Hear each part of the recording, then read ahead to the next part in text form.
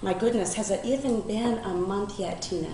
It's just barely 30 days, and I have lost 27.5 pounds. Unbelievable. And that is with no exercise at this point because I'm just getting ready to get started.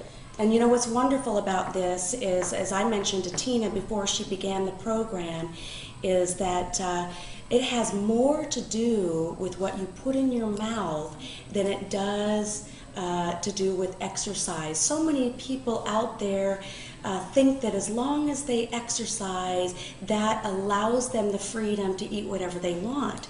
In fact, that's quite the opposite. So I've asked Tina to really focus on eating 6 meals a day, 2 of them being the protein shake, which will curb your appetite, together with several small meals ranging from 200 to 300 calories.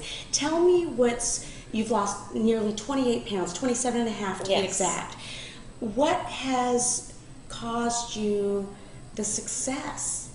I think it's having the great vitamins that help give me energy. The shakes are filling. You're eating so often you don't get hungry. And an important part of it is really your water intake. You make sure to drink your water in between, especially with taking the different supplements. I feel wonderful all day long.